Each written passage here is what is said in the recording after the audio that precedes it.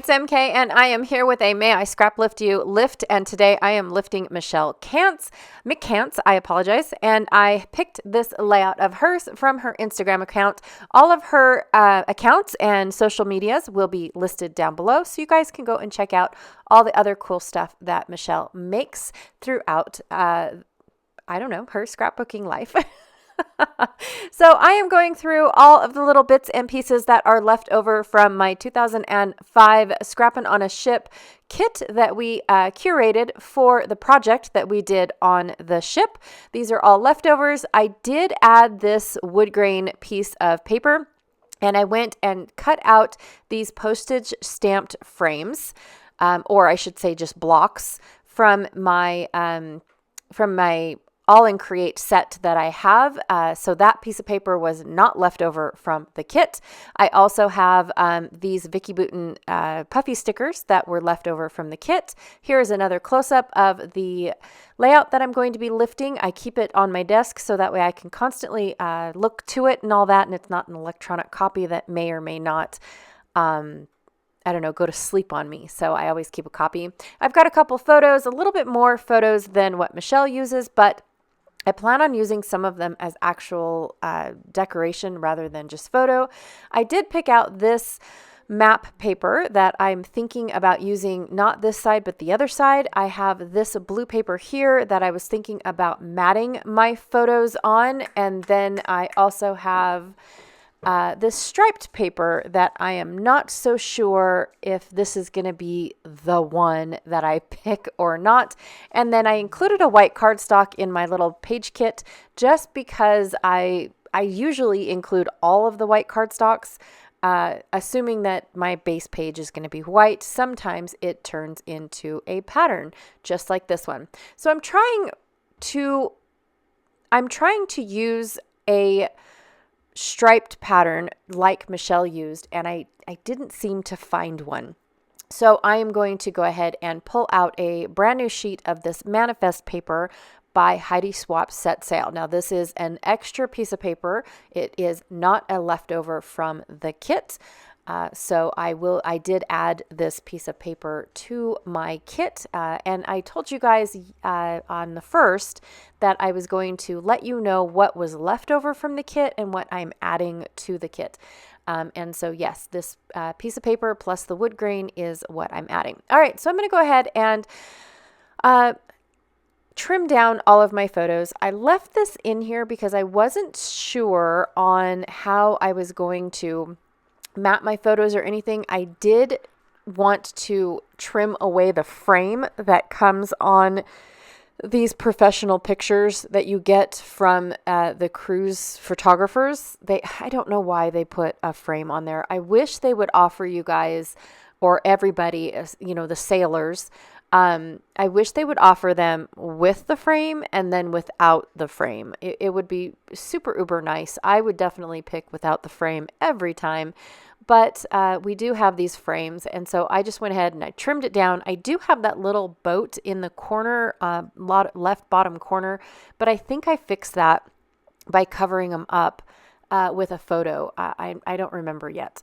So I'm going to go ahead and faux double matte my photos. So I printed my photos, excuse me, with a white frame around them, and then I matted them on that blue sheet of cardstock that is from the foundation paper from 49 and Market's Everywhere collection. So I went ahead and I mounted that. And like I said, I faux double mounted. So with that white frame and then that other blue frame, it looks like they're double mounted. The only one that actually is the one where we took a picture with the boat behind us. That one is truly double mounted. I went ahead and roughed up the edges using my edge distresser of this map paper. And then I inked it with hickory smoke in oxide. Just really quickly. I didn't want to saturate it. I just wanted to give it that little shadow behind, so that way there was a good definition between this is the base page and this is a layering piece. And instead of putting it right in the center like Michele did, I decided to have mine come off the page and at an angle. Why? I don't know. Interest, maybe? There was really no reason except for the fact that I really wanted to read the word manifest of the cargo on board the blah, blah, blah, right? I just wanted that information to be seen on at the top. I almost forgot about the little strips of paper that are behind Michelle's title. So I'm going through all of my scraps from the leftovers of my cruise kit, the kit that we actually curated for the cruise project. And I went with my anchors and the branding strip that has a map on it, and then of course a strip of the wood grain. So I'm going to go ahead and trim out all of those. I'm just going to trim off a set of anchors. I don't really need a big sheet. The anchor paper is so dramatic in itself. And I say dramatic by not being like it's all full of drama. I mean the fact that it is definitely an impactful piece of paper, especially it being that peachy pink and then a ton of anchors.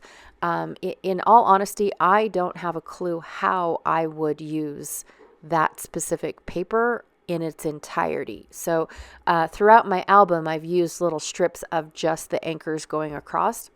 And so I thought it would be perfect to incorporate another strip of anchors to keep that consistency throughout this album. Okay, so what I'm trying to do here is I've got my map paper at an angle, but I don't want my title strips to be at that same angle. So I'm lining them up with the manifest stripes on the very back. That way I get those, that they'll be straight across. I do end up losing a little bit of my longitude and latitude directions up at the top of my map paper. I'm okay with that because I still have them on both sides, or at least the one left side. I'm a numbers person, so I do love having numbers all over my layouts. But in this case, I'm okay with having them not be up at the top, so that way I can create the strip.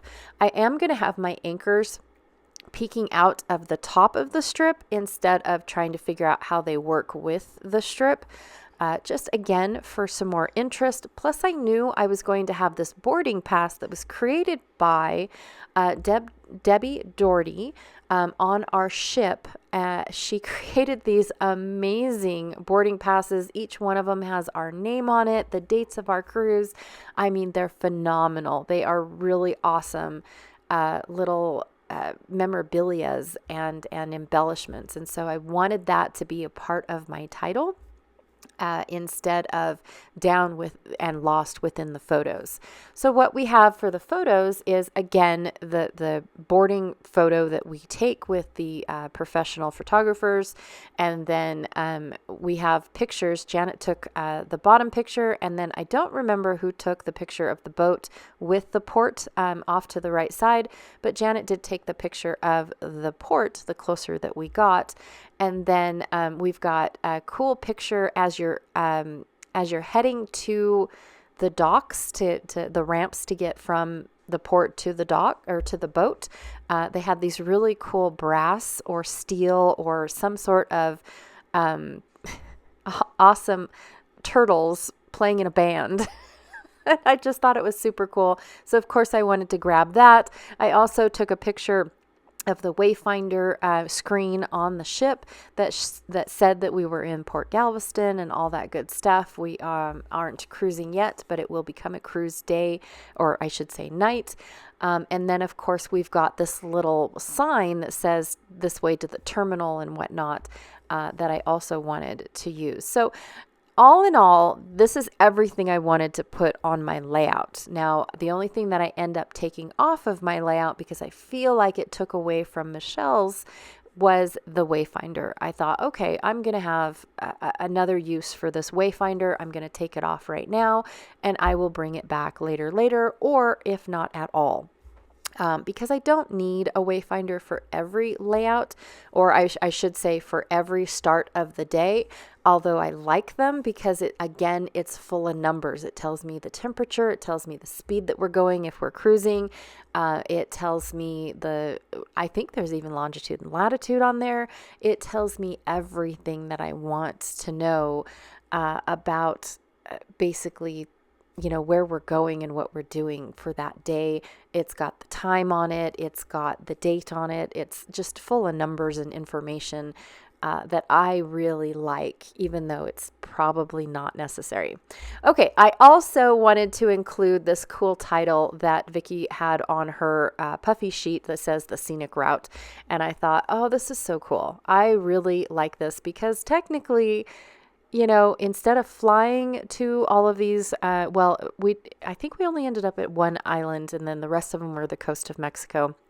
But instead of flying, we did take the scenic route. We cruised all the way down, and the start of this cruise actually takes us to the farthest port, and then we work our way back to Galveston, hitting all the ports on the way back. So there was a lot of cruising time before the vacation actually started, which I thought was really cool because we spent a lot of time on the boat and we were able to connect with all the ladies that signed up for our group and to take this project with us. And it was just phenomenal. I really loved that time with all of these amazing girls. And we got to play golf with some of them. A couple of them got to go zip lining. We got to have dinner with a large group of them. It was just phenomenal, you guys. It really was.